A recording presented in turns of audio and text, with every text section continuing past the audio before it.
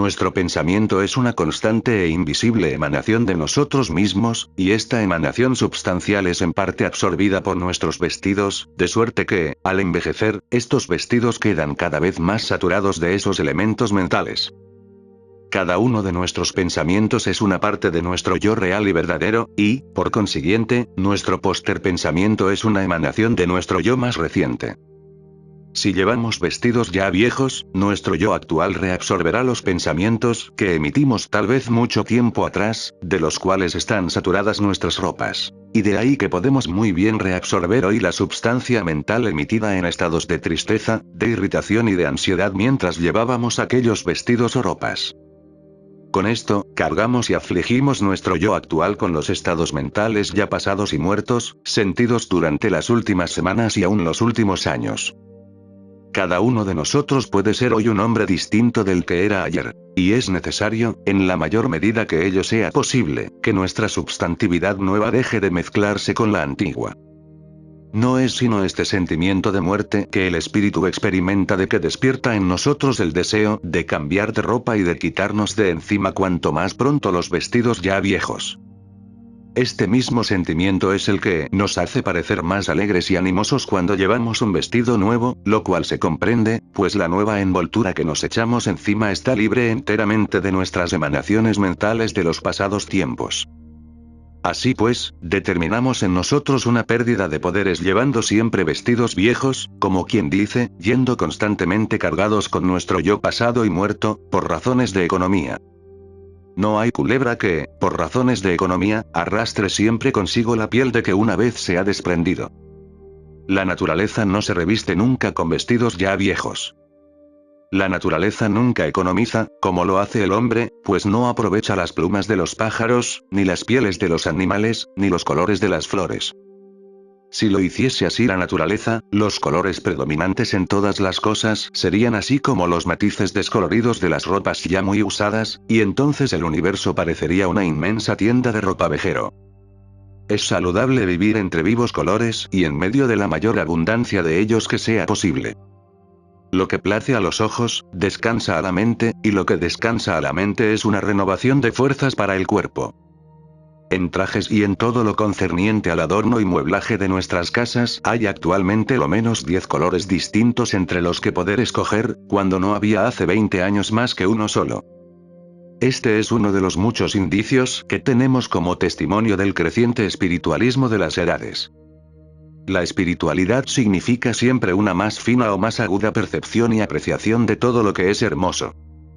Una mente baja y sin luz no ve nada en los esplendorosos y cambiantes matices de una magnífica puesta de sol. En cambio, una mente muy espiritualizada se encanta y se extasia ante su espectáculo.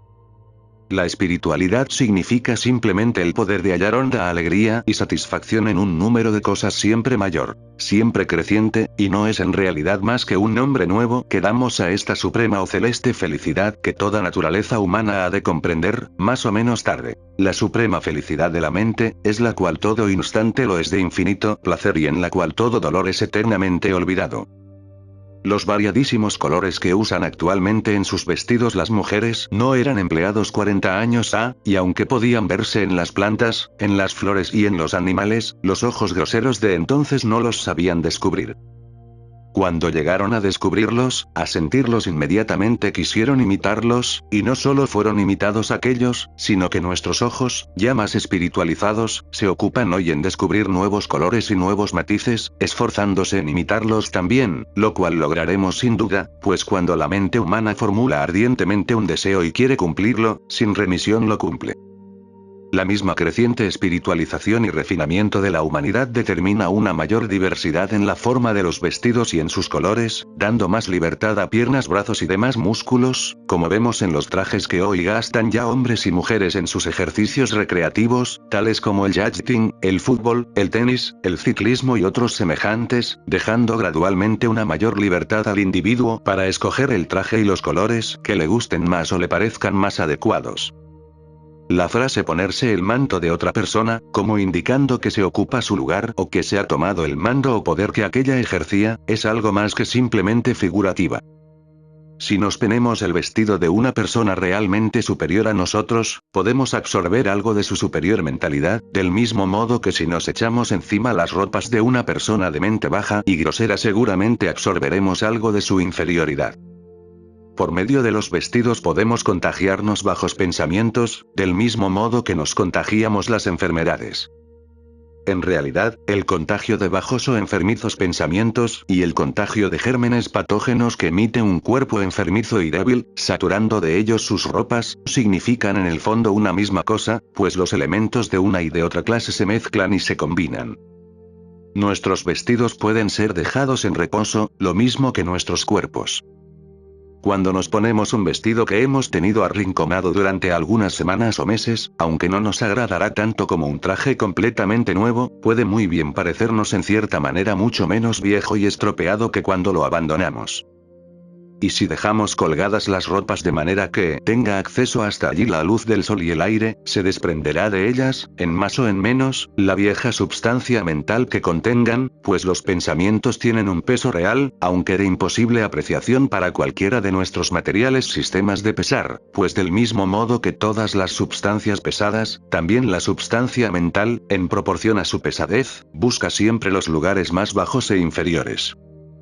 Por esta misma razón, existen siempre peores tendencias mentales en el subsuelo o piso bajo de una casa que en las habitaciones más elevadas, y hay también menos independencia y menos valor en los países bajos y pantanosos que en los muy elevados y donde corre mucho aire. La historia de la raza humana lo demuestra así. Pero cuando, por medio del perfeccionamiento del espíritu, logra la mentalidad revestirse de ciertas cualidades, deja en ese punto mismo de ser gobernada por las leyes o principios de la atracción y gravitación del orden físico. En otras palabras, en aquel punto la mentalidad deja de ser atraída y de atraer ella misma ninguna de las cualidades o elementos propios de las cosas físicas. Entonces empieza a accionar sobre ella otra atracción distinta, que los científicos desconocen todavía, y a la cual llamaremos la atracción de la aspiración, la cual proyecta sus substancias hacia más elevados y espiritualizados dominios de la existencia, atrayendo así elementos similares, los cuales hacen al cuerpo físico cada vez menos dominado por las terrenales gravitaciones y tendencias. Por la acción de esta ley, el cuerpo físico de Cristo flotó sobre las aguas del mar, y, en virtud de la misma ley también, Cristo y el profeta Elías pudieron ascender hacia planos de existencia superiores al nuestro. La religión de un pueblo es la ley que rige y conforma la vida de este pueblo, y por medio de ella toman expresión sus hábitos, sus costumbres y su manera de ser. Lo que hay es que esta religión o ley de vida puede ser muy tosca y baja o bien relativamente elevada, aunque la tal ley va siempre perfeccionándose a medida que nuestro planeta se eleva y madura, adquiriendo día a día nuevos métodos y haciendo cada vez más anchos los caminos que han de guiarlo hacia superiores estados de felicidad. Todas las religiones y todas las fortunas, ritos y ceremonias propios de una fe cualquiera en cualquiera de los períodos de la historia humana, han sido instituidas y establecidas por una inteligencia superior y una fuente de orden mucho más poderoso que las de la generalidad, no siempre vistas y conocidas de los hombres. Todos estos ritos y ceremonias, todas estas formalidades religiosas, han tenido por principal objeto enseñar a los hombres nuevos métodos de vida que habían de traerles una felicidad más duradera y firme.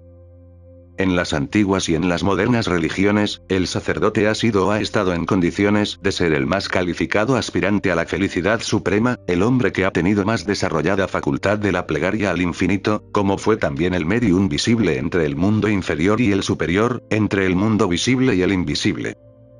En todas las edades de que tenemos noticia, el sacerdote, o sea el oficiante en los templos de la antigua mitología, del judaísmo, del budismo, del cristianismo, ha usado un traje peculiar y especial para las funciones sacerdotales, consagrado a ellas exclusivamente, guardándose de ponerlo en contacto y comunicación con el público, para evitar que absorbiera las groseras y bajas emanaciones que emiten las multitudes. Si llevase el sacerdote el traje de ceremonia en todo tiempo, naturalmente que se saturaría también de sus modos mentales, y como los sacerdotes, lo mismo que los demás hombres, tienen sus modos mentales bajos y groseros, sus períodos en que la parte más elevada del yo queda dominada por la más baja o inferior, de ahí les vendría el gran perjuicio en el acto de las consagraciones religiosas. Así, cuando el sacerdote se pone el vestido destinado únicamente a las sagradas ceremonias llenas de gravedad, o mejor aún, de sosiego y de honda serenidad, condiciones apropiadas al altar y al púlpito, como solo lo lleva en las ocasiones en que desea hallarse en órdenes mentales superiores, sin usarlo jamás en ninguna otra ocasión, este vestido contiene y está saturado tan solo por un orden de pensamientos especial y en consonancia con el elevado ministerio del sacerdocio. Siguiendo esta misma ley, hallaremos gran ventaja y provecho en tener dispuestos varios vestidos, cada uno de ellos apropiado a nuestras variadísimas ocupaciones. El actor o comediante siente mejor su papel, y comprende mejor también las fases del carácter que representa, cuando viste el traje propio del personaje, especialmente cuando ha trabajado ya con él varias veces, a causa de que ese traje se ha ido saturando de los pensamientos propios del personaje, quien ha ido dejando en él, como si dijésemos, una parte de su especial caracterización. Si nos ponemos encima los harapos del pordiosero, no hay duda que, en virtud de esta misma ley, sentiremos mucho mejor la baja y servilmente rastrera condición del que vive de la limosna. Si en el estudio o práctica de algún arte usamos siempre un traje apropiado, cuanto más elegante y hermoso mejor, adelantaremos mucho más en nuestros estudios, pues ese vestido se habrá ido saturando con las ideas propias de nuestro arte, y en virtud de esta saturación, es posible que entes invisibles, muy hábiles o diestros en ese arte, se acerquen a nosotros y nos transmitan su habilidad y su destreza.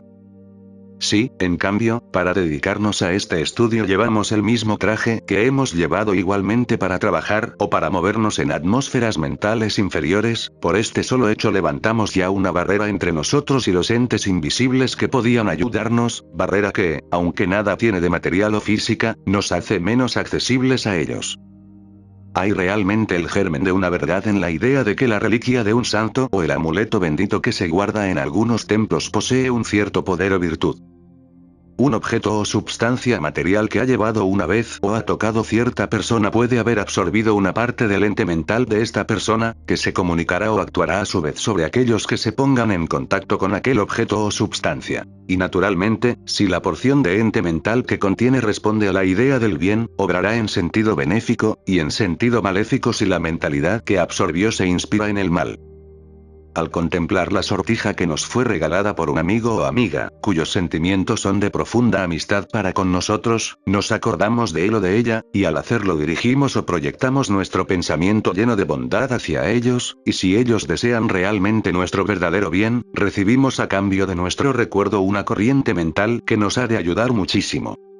Hay gran ventaja en cambiar de traje para sentarnos a la mesa a comer, o para ir al teatro y a cualquier otra diversión o recreación social, debiendo tener en cuenta que todas estas diversiones suelen celebrarse en las horas postreras del día. Si para comer o para ir al teatro llevamos el mismo traje que hemos llevado para ocuparnos en nuestros negocios o trabajos, con este vestido nos traemos una parte de los pensamientos inherentes a nuestras cotidianas ocupaciones a un lugar donde todo lo referente a negocios ha de ser dejado aparte y olvidado, en razón de que, después de un descanso mental, nos hallaremos al día siguiente mejor dispuestos para volver con ellos otra vez. Al sentarnos a la mesa o al ir al teatro llevando el vestido de trabajo, nos traemos con él la substancia mental de los pensamientos de ansiedad, de angustia y de recelos referentes a nuestros asuntos de compras y ventas, de ganancias y pérdidas, de todo lo cual convendría que quedásemos entonces completamente libres. El vestido de trabajo, infectado por los pensamientos de negocios, y aún quizá por pensamientos de iniquidad, a los cuales podemos haber sido involuntariamente llevados y mezclados, despedirá en torno de nosotros esos elementos y hará mucho más difícil que nos podamos librar por completo de los cuidados y de las ansiedades propios de los negocios. Además, estos elementos y estas condiciones especiales de nuestra mentalidad pueden afectar desagradablemente a los que están con nosotros, si son acaso sensibles a su acción. Y aunque tal vez ignoren siempre la causa de ello, es muy posible que en su más recóndito interior no hallen nuestra compañía tan agradable como nosotros lo desearíamos. Es preciso que vistamos tan aseada y pulcramente en la intimidad de nuestras familias y en nuestro gabinete de trabajo, como nos sea posible hacerlo en público, y sería conveniente, además, tener un limpio y elegante vestido para cada una de nuestras ocupaciones, de lo cual sacaríamos inmensas ventajas. Porque, si nos sentimos en lo exterior decorosamente atrayentes, aparecerá en nuestro rostro la impresión de este sentimiento de interna satisfacción derivada de nuestro modo de vestir. Y, en este caso, no es nuestro cuerpo precisamente, sino nuestro espíritu el que experimenta placer por el hecho de sentirse vestido con pulcritud y elegancia. Y como en semejante disposición espiritual se piensa siempre en cosas agradables, estos pensamientos buenos nos atraerán otros elementos mentales de análoga naturaleza, y entonces tomará nuestra fisionomía una expresión en concordancia con tales sentimientos e ideas. De manera que la expresión peculiar de nuestro rostro puede hacerse cada vez más y más simpática gracias a llevar siempre vestidos limpios y elegantes, pues ya sabemos que el cuerpo todo se amolda y se conforta de acuerdo con los modos o estados mentales de nuestro espíritu. Todos sentimos desagradablemente usar un vestido deteriorado, unos zapatos con los tacos ya muy gastados, un sombrero ajado o una corbata muy sucia. Se nos hace, en fin, insoportable andar mugrientos y andrajosos, y nuestro espíritu toma parte principalísima en esta sensación de profundo desagrado, pues la mente se afecta por ello muchísimo más que el propio cuerpo. Esta sensación de disgusto que nos causa el vestir poco decorosamente es de naturaleza mental, cuya substancia, al exteriorizarse, imprime a nuestro semblante su expresión peculiar. Si nuestros vestidos aparecen desaliñados y los tenemos descuidados la mayor parte del tiempo, nunca nos será posible vestir con la pulcritud y elegancia que causan placer a los ojos de los demás, aunque no sean muchas veces capaces de darse cuenta exacta de qué es lo que les produce ese placer. Si en nosotros predomina el hábito o la costumbre de vestir descuidadamente, en alguna forma, aparecerá en nuestro rostro o en nuestra apariencia exterior ese mismo descuido, pues, la fisonomía formará su expresión peculiar en concordancia con el estado mental predominante. Una persona que esté asustada de algo la mayor parte del tiempo, aparecerá, el día con el espanto reflejado en los ojos. Un permanente modo mental descuidado y negligente, que no se interesa por nada y que no se esfuerza en seguir una determinada dirección, es decir, un espíritu que ni se viste ni se peina, acaba por formarse una fisonomía exterior de perfecto acuerdo con él. Si procuramos siempre sentirnos pulcra y decorosamente ataviados, lo mismo con referencia a la ropa que se ve como a lo que no se ve, y vestimos apropiadamente igual para dormir, para trabajar, para hacer la comida, para sentarnos a la mesa, para estudiar o para ir a las diversiones, entonces atraemos hacia nosotros ideas o elementos mentales de orden, de pulcritud, de gracia, y elementos de esta naturaleza irán incorporándose cada vez más numerosos en nosotros, formando parte de nosotros mismos, y así nuestra cara mostrará cada día más en su expresión placentera el resultado de habernos atraído substancia mental cada vez más superior y refinada. El gusto de vestirnos exteriormente con pulcritud y mesurada elegancia ha de salirnos de dentro. El espíritu es el que viste al cuerpo. El desordenado estado mental del extravagante o loco se muestra encima de él por su descomunal ropaje o fantásticos aderezos.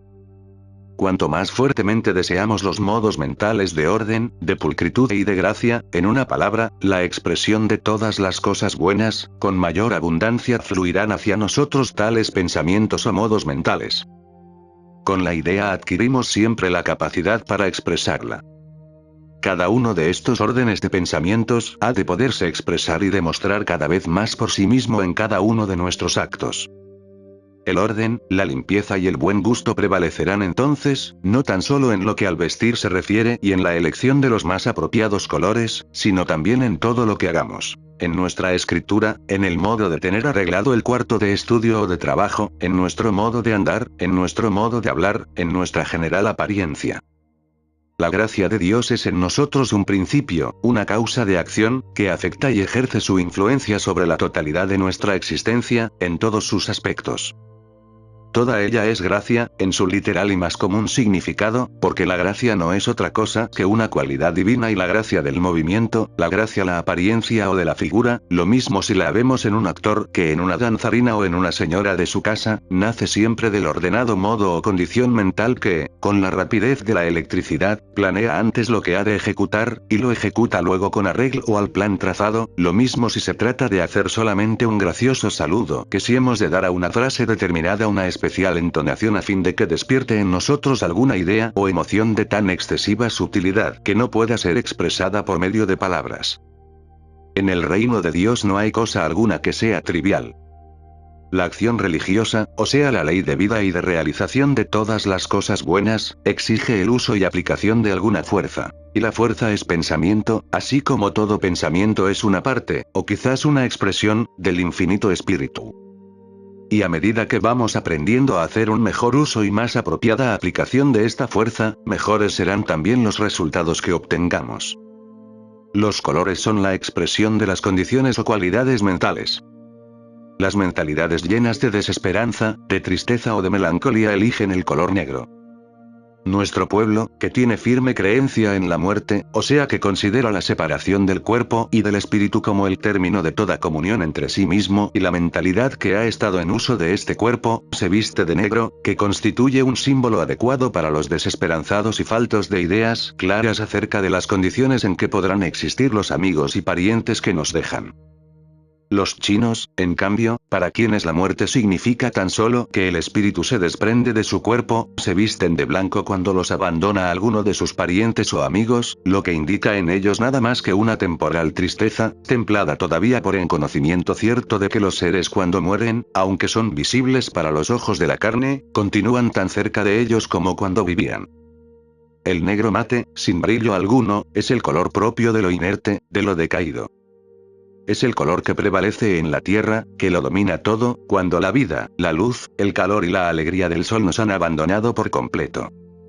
El vestirnos constantemente de negro constituirá un símbolo y será un resultado, una consecuencia, de la falta de luz espiritual, o sea de la carencia de conocimientos acerca de esta luz y de esta vida. Disponemos ciertamente de un gran número de sistemas de instrucción que enseñan con mucha abundancia estos que se llaman conocimientos. Pero son muchos los modernos sistemas de la más refinada educación que nos proporcionen el poder de alcanzar resultados positivos y verdaderos. En cuanto al vestido, el espíritu escoge siempre el color o las combinaciones de colores que han de expresar mejor la propia condición mental. Si nuestra vida está completamente despojada de toda aspiración o propósito, nos vestiremos con lo primero que nos venga a mano, nos pondremos prendas de diferentes trajes, sin mirar que nos sienten bien o sean siquiera decorosas. Nos vestiremos con desechos o prendas remendadas, aun cuando se nos ocurra comprarnos nuevas ropas, consentiremos al sastre o tendero que nos vista con prendas desparejadas o chapuceras.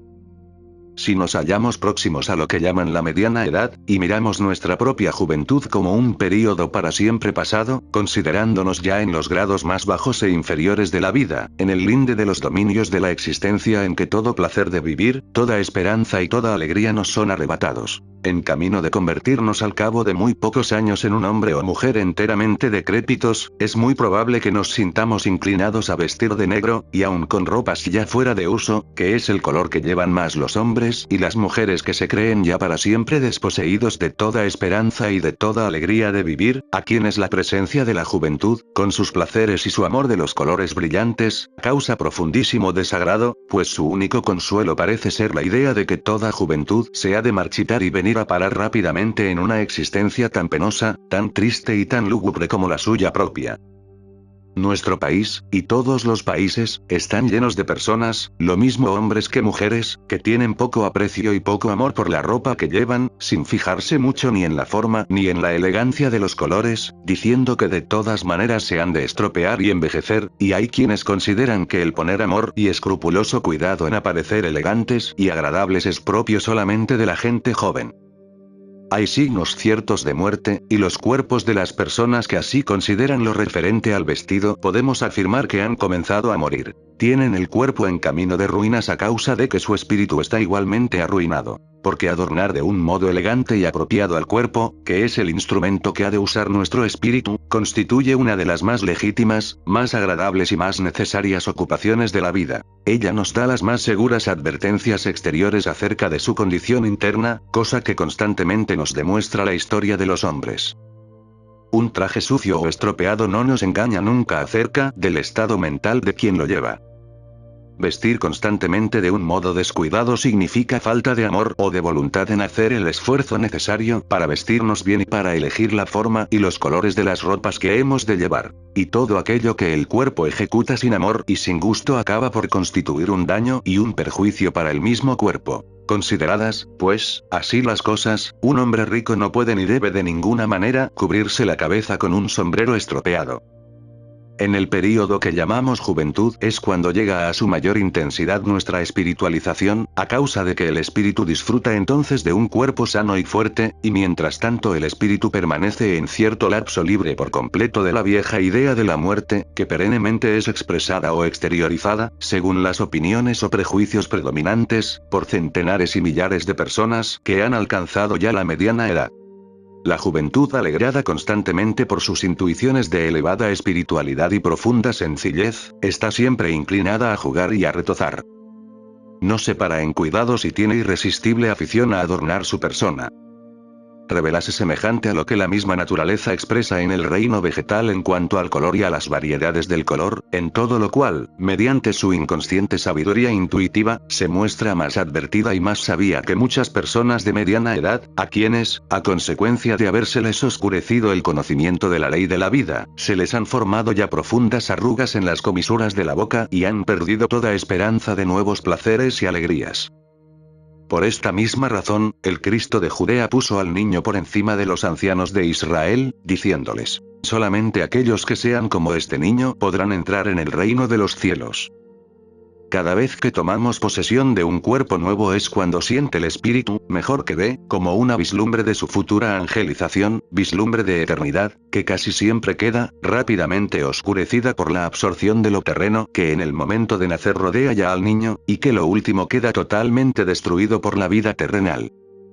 Paréceme que alguien dice ya mentalmente: ¿cómo podremos, aquellos sobre quienes pesan tan duramente los cuidados y los agobios de la vida, cambiar de vestido en cada una de nuestras cotidianas ocupaciones o en cada uno de los diversos períodos en que dividamos el día? A lo cual contesto: en cada uno de nosotros está la posibilidad de alcanzarlo por este camino. Fijemos la mente, esa fuerza que es en nosotros como un eterno derecho, ese imán que siempre nos atraerá lo que físicamente corresponda a aquello en que pensemos con más ahínco, o nos llevará hacia ello, en la dirección de imperiosa aunque silenciosa demanda de la cosa que deseamos, y pronto se nos ofrecerá la oportunidad de merecerla y de obtenerla honradamente. Rechacemos mentalmente toda clase de vestidos viejos o estropeados, toda clase de alimentos inferiores, toda clase de habitaciones insanas o indecorosas. Y cuando materialmente lo aceptemos por la pura fuerza, digámonos, en lo más íntimo, que habrá de ser tan solo provisional, en espera de cosa mejor y no tardará mucho lo mejor en venir hacia nosotros.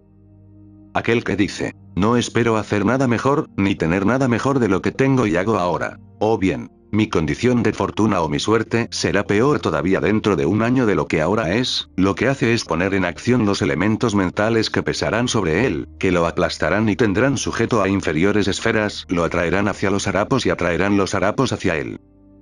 Pongamos nuestra mente en la dirección de obtener tan solo cosas de calidad inferior con respecto a vestidos, alimentos, habitaciones y todo lo demás, y tan solo lograremos atraernos lo malo y verdaderamente inferior.